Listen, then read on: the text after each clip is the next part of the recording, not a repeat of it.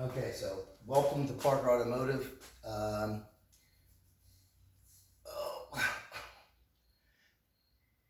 okay, so anyway, all right. So this is a Chrysler Town and Country. The problem that we had on this car, it's an 02 Chrysler Town and Country. The problem we have is headlights.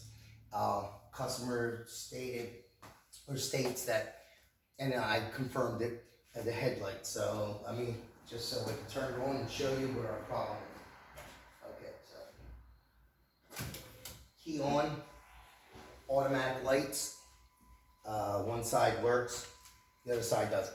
The customer did replace this side headlight bulb, new one. I did check it, not an issue. Once the vehicle, well, this is on run. So once the headlights are turned on, when the headlights are turned on, all lights come on except for the headlight on this side. Activating high beams. High beams work on this side, they go off. So they're actually working independent of each other. Okay, so all other lights, low beam or fog lights, all the turn signals work with the high beams on, but the headlights are working independent of each other. Okay, so let me come back up there myself. Right, okay, so we go. I'm going to show you just slightly how I do my diagnosing, and then we'll go from there. Let me see. I just basically did this for you. Okay, so anyway, on these vehicles, on the tipm module, IPM, it's an integrated power module. It holds all your fuses with a front control module, which controls a lot more than just the lights. It's kind of a body control module, give or take. And on here, I always go and I check all the fuses. So all the fuses were good, and then I check the relay. On here, your relay is also part of the your wiper blades. So if there was an issue with the relay was causing this issue, you would also have an intermittent issue with your wiper blades if it was through the relay anyway. That is not a problem. The relay was tested, it's good. I've had these problems before on these. Sometimes there's like a quick way to fix it. Pulling the IPM out, the tipm module out, cleaning the ends, the bottom ends, and I'll show you on here. On this vehicle, so you can see C1, which is, this is the bottom of your tipm module. This is your front control module. This is basically would sit like this.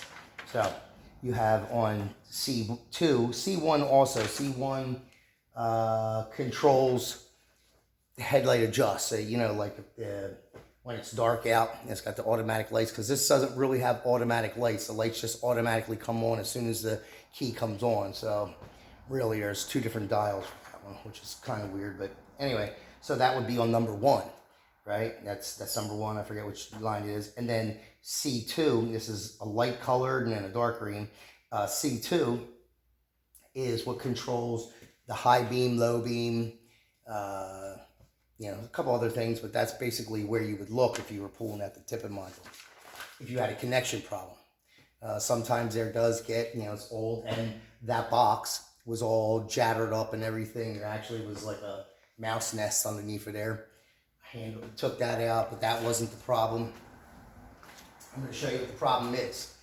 I'm kind of like being, you know, trying to go fast on it. Not real fast, but, you know, going through this. You know, I automatically, in my shop, I'm the only mechanic here, so I have to go by what I've seen before and what's the most logical. So testing this, you're going to test for powers to your bulbs. First thing I usually do is I pull out the dimmer switch. You know, the whole dimmer switch, sometimes that can be the actual problem. You know, this is grounded, and with on Chrysler, if there's an issue with the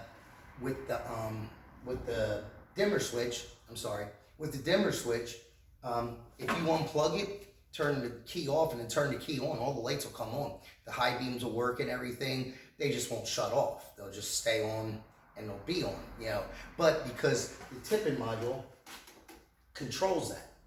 So if you unplug it and all the lights come on, right, then you know that your problem is up top. Your problem is inside with the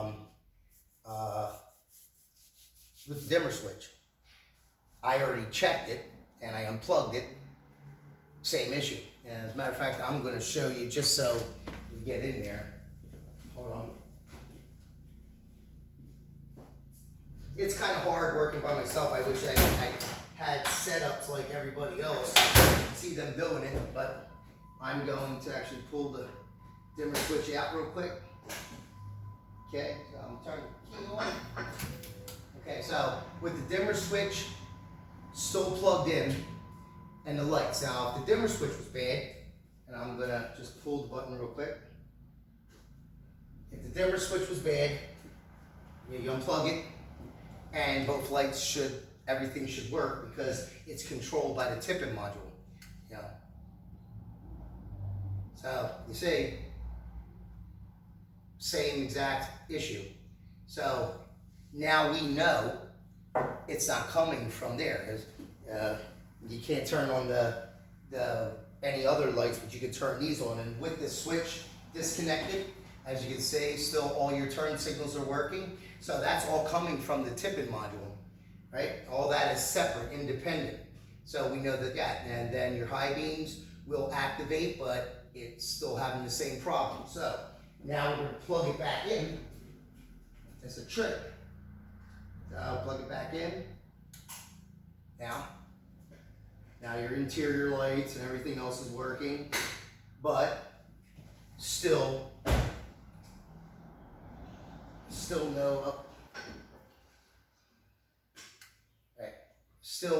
no issue. Yeah, it's still doing exactly the same thing. So we'll turn this key off. Right, now, I've already had it apart because I know what the problem is after I pull that. That's just a quicker, you pull it, and if it don't do anything, then you know that your problem lies between here and your lights and your dimmer switch. It comes through here. This is the tipm module. I already had the lenses out and checked everything to make sure that everything was correct, that there was no, sometimes you see people come in, this is an O2, people put jumpers and everything else, so you got to check all that. Now this right here is the front control module. Now I have it loose, right? So I have it loose. Now it's loose on here.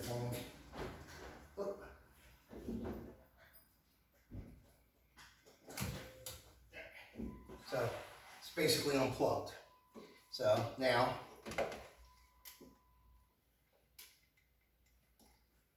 see, the light come on. So it's basically connection inside the tipm module. So I would understand if I was moving all the wires around and it was doing it, but I'm on a video, but it's not. It's between the front control module and the tipm module. Boom. So that's where we're going to go. Turn this off. Quick and easy. Now,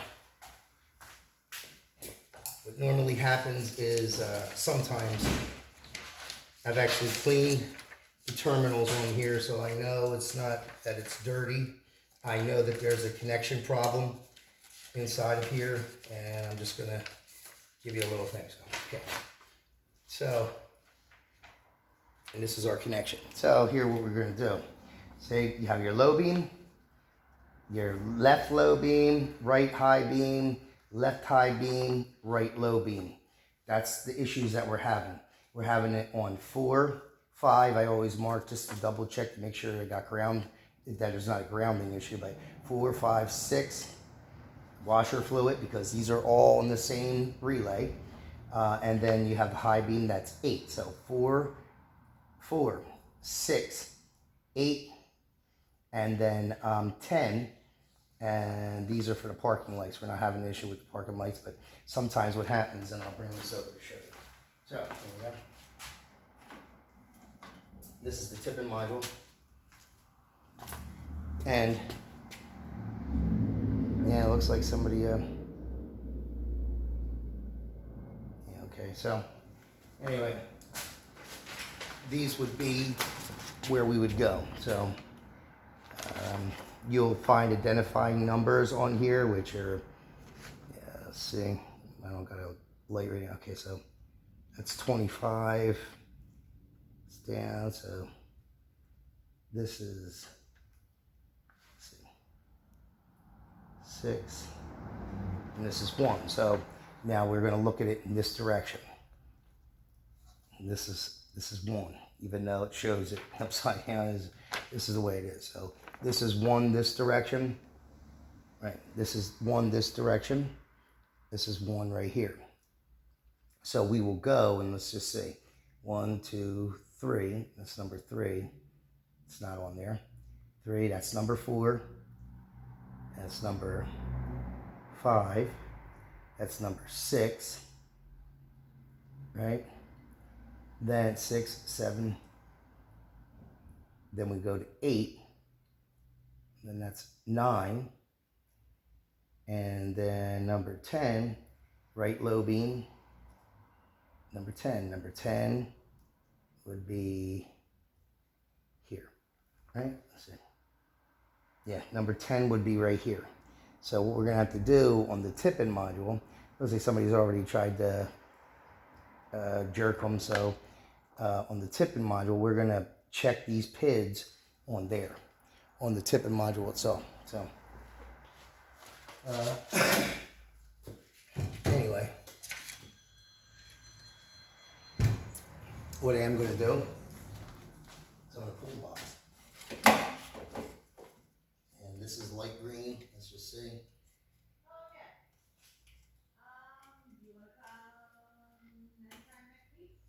Let's see.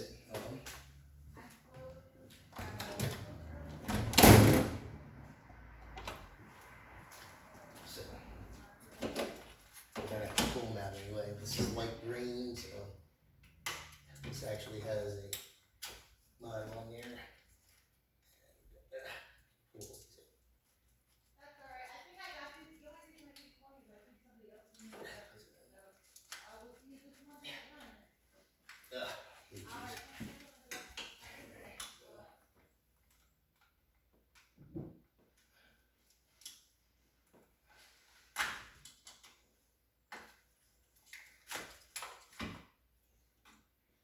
Basically what we're going to do is just going to, there's not much you can do. You can't pop these pins out or anything like that. But we are going to check.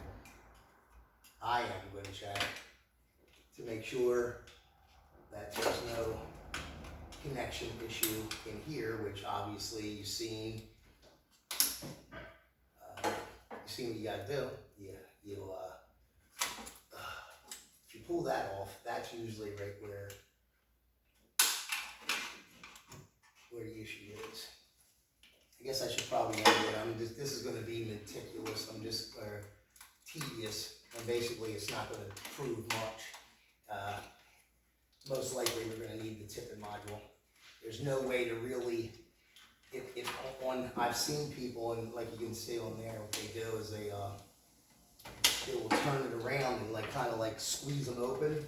You do that, you could damage the forward control module.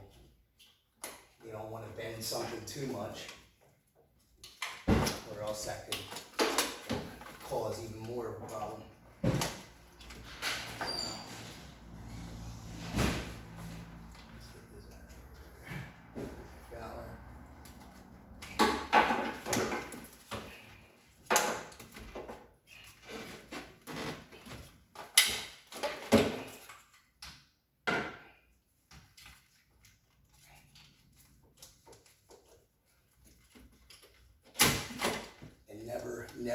Never pull on the wires. Then you're just done. It does got a lot of calcium built up in there. This is green. This is dark green. see, C. E. Okay, so give me 1 second. So I can kind of show you.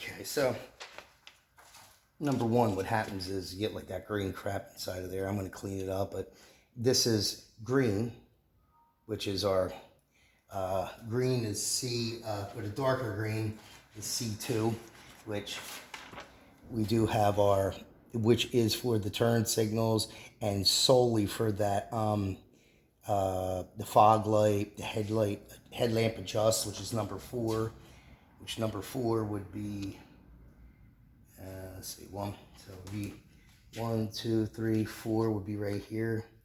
And it's got lubricant, it's got electro-dye grease on it, so it's not like them. So, but these ones down here all do got green on there, so anyway.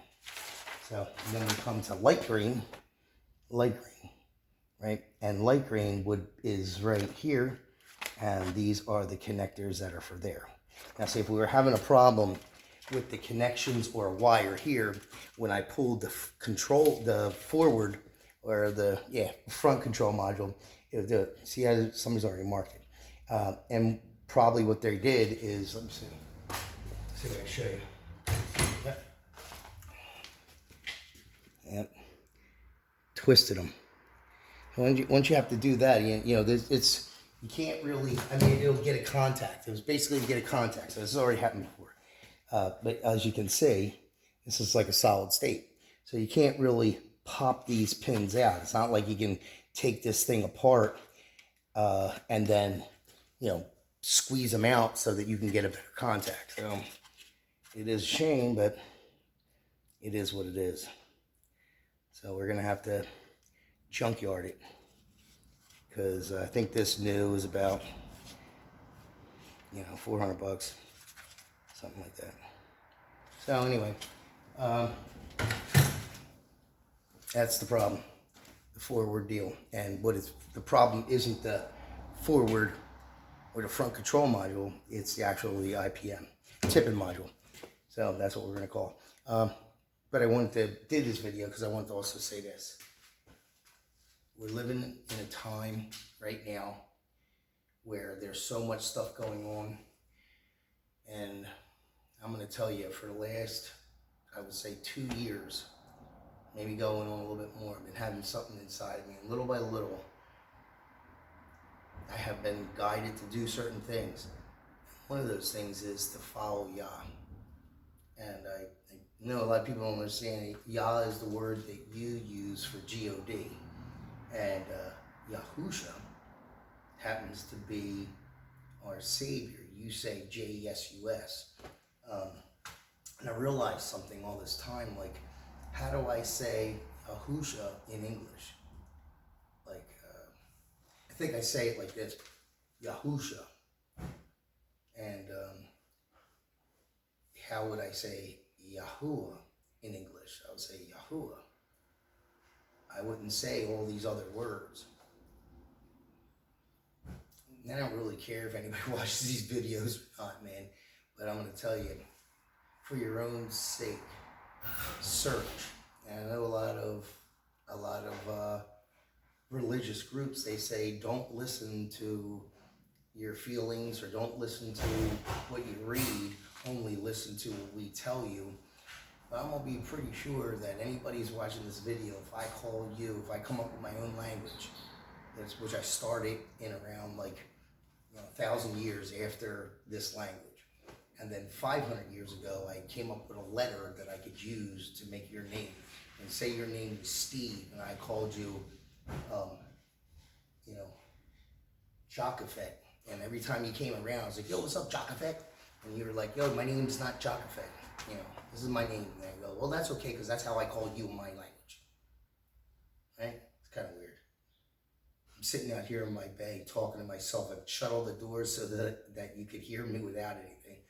So what I'm saying is there's a lot of places online, YouTube, where you can get information. You can even Google it, DuckDuckGo, or if you go on Google, and you can search these things. And there's books out there that at one point were canon, and then they changed them. When you start realizing the world we live in, it's one of the most horrible things. The things that we do, the things that we say. Man, if I was someone's father, my child would come and call me on someone else's name, and if they were doing all the things I told them not to do, and I was still trying to look out for them, I don't know how I would feel, because I'm human. I don't have that kind of love. So all I'm saying is, man, be diligent, read. I know a lot of people don't have a lot of time. I usually spend about 2 hours a day, and then I end my day with scripture. I get up, I read, something I would never do before, because I'm just not that person. Or at least I didn't think I was, but really I was. And when you start opening yourself up to searching things instead of just believing what somebody else said, you start to realize, like, man, there's only one person out there that's got your back. And his name ain't Jesus, and it's not God, and it's not Lord. It's Yahusha and Yahuwah. That's our Father, Abba. Search it. And again, I'd like to say thank you for watching Parker Automotive. May Yahusha come into your life so that you can be part of Yahuwah, our Father in heaven. And with that, see you next time.